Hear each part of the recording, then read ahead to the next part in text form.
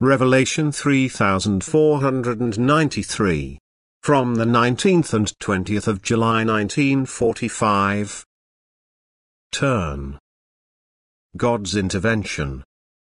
That a turnaround will occur in a short time is my will, which is decisive in the entire universe. My plan has been determined since eternity, for I have known since eternity about the spiritual state of the people of this earth in the last days before the end. And my plan is now inexorably unfolding, which is considered in all wisdom and guided by my love. I foresaw humanity's complete decline. I saw it striving away from me and its instinctiveness towards my adversary.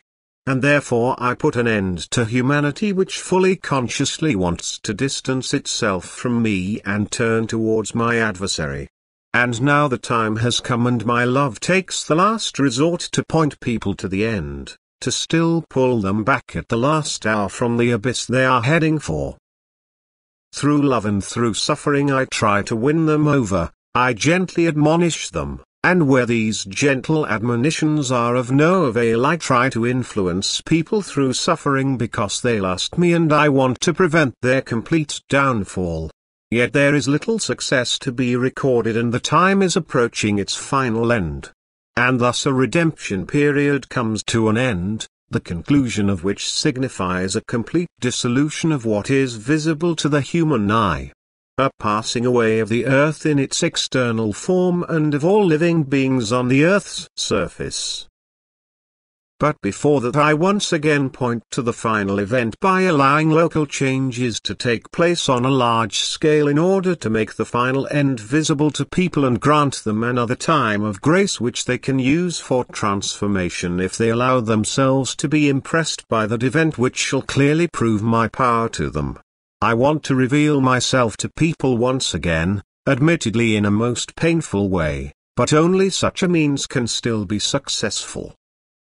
I want to show people that they are not only exposed to human will, which has a destructive and devastating effect, but that they have to fear the will of a higher power which no one can stop. Through this I want to direct their mind to this higher power so that they will enter into contact with it through prayer. I want them to call upon me in adversity in order to make my presence perceptible to them through my help, in order to persuade them to believe in me. If this last resort fails, there will be no more salvation for people's souls on this earth, and they will inevitably have to travel the path through creation once more, from which my love would like to protect them. And thus this last resort, although it appears cruel, is a work of my love and mercy which, however, will only be recognized as such by a few.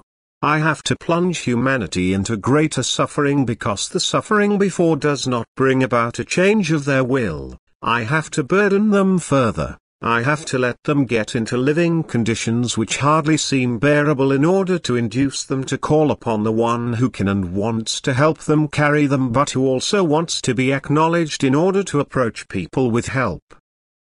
And therefore know that I will express myself powerfully and mightily. Know that nothing can stop my intervention, for only the will of people turned towards me is able to do so, but this will is further away from me than ever before. And because my adversary seeks to increase his power and finds no resistance amongst people, I will obviously show myself and speak from above with a brazen voice, so that it will not be difficult for anyone who is willing to recognize me. And whoever calls upon me will be helped in spiritual as well as in bodily distress. Amen.